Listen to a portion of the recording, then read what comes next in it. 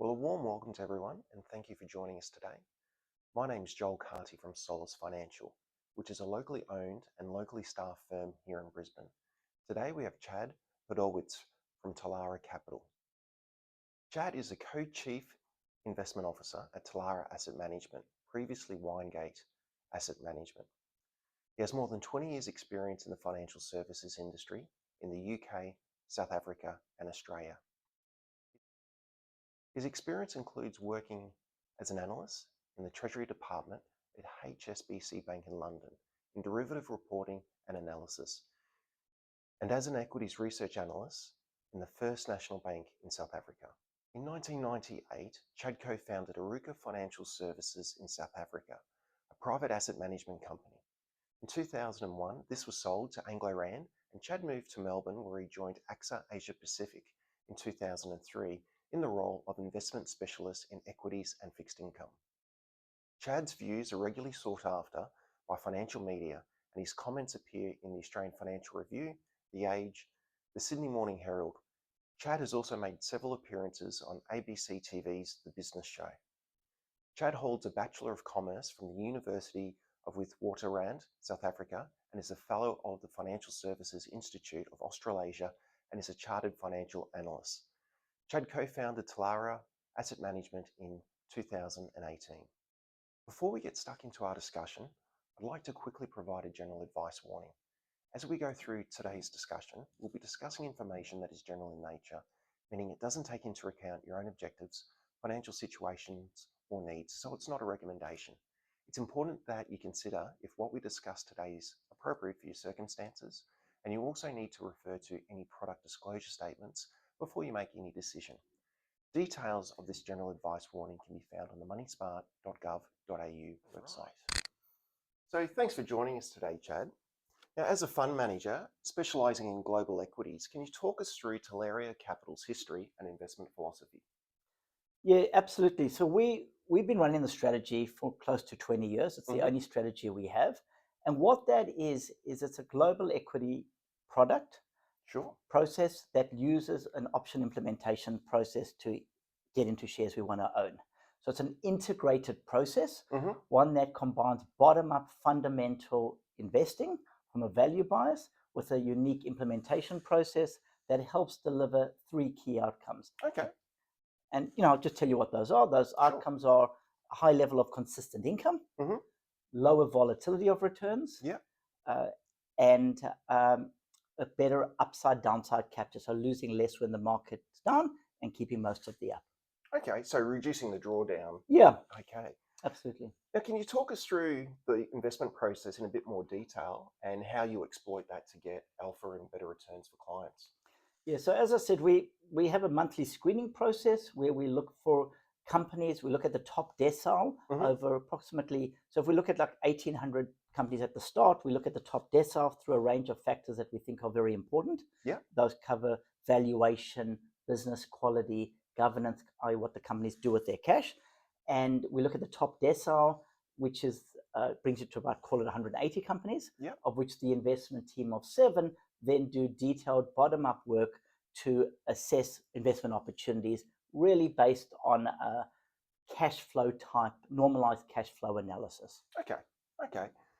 And when you assess investment risk, how do you apply that to the investment decisions that you make? Yeah.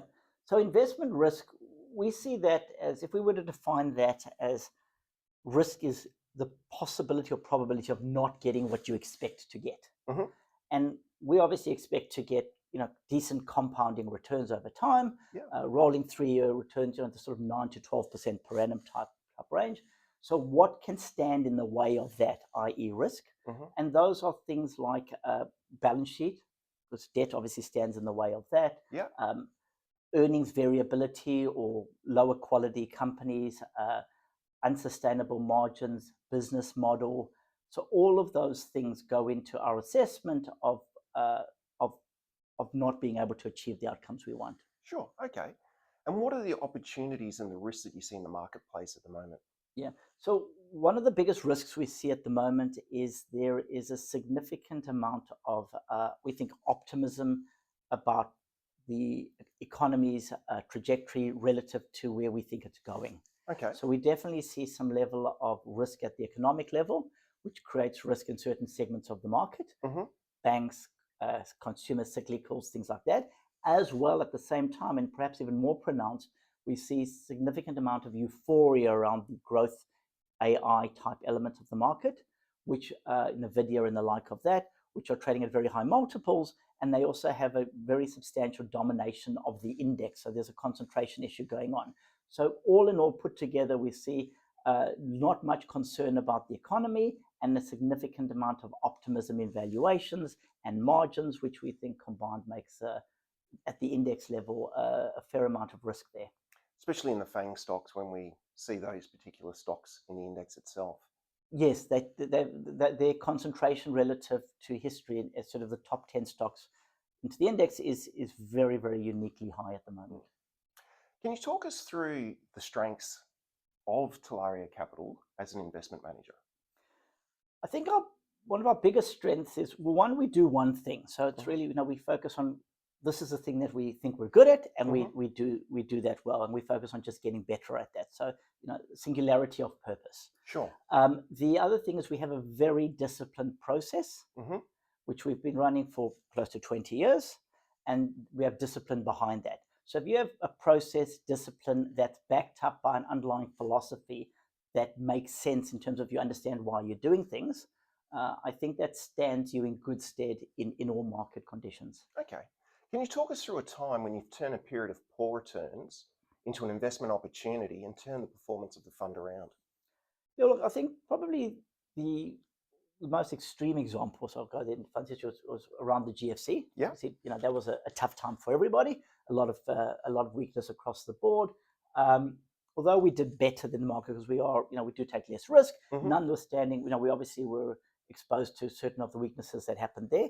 But because of our process that looked at quality of company, balance sheet, as well as an implementation process that benefits from income generation in an environment of volatility, we were able to significantly come, very well ahead in the year after, and actually the many years thereafter. The recovery. Yeah. Yeah. Okay. Important for investors. Absolutely. And what types of investments have you made recently? The kind of investments we're making recently, look, it is quite a narrow opportunity set we see at the moment. As I mentioned earlier, there's valuation issues, there's optimism around margins and growth across all segments of the market. So it does narrow the universe of ideas, because when we're looking at things we do want to buy, well, we are seeing some opportunities are in shares like Nestle, so consumer staple, less exciting growth rates, less exciting AI type things. So it sort of sits somewhere away from that, so not as well loved. We see distribution type businesses like Bunzl, which is a UK-based distribution business, chemical distributor in Germany called Brenntag. Also, somewhat less economically cyclical, very good business model of accretive acquisitions, trading at multi-year, almost 10-year valuation lows. Okay. And is that based on the attractiveness of their cash flows? Well, that's underpin all our investment decisions, is the normalized cash flows that come off the business. Sure. So absolutely, cash flow generation, cash flow conversion, the utilization of that cash flow, as in capital allocation, all of those things are important and go into our process. And those examples are very good sources of those examples. Okay. And in regards to staying up to date with changes in financial markets, how do you do that as a portfolio manager and fund manager? Yeah, well, look, I think it's important to consider that we have a 3-year average holding period. Okay. So when we buy a share, it's based on a lot of bottom-up fundamental, and we keep track of it to make sure the investment thesis is continuing. So obviously, if it's not, we'll own it for less and sell it. But as long as things are going fine and the share price is going in line with broadly expectations along that, well, then we're not selling.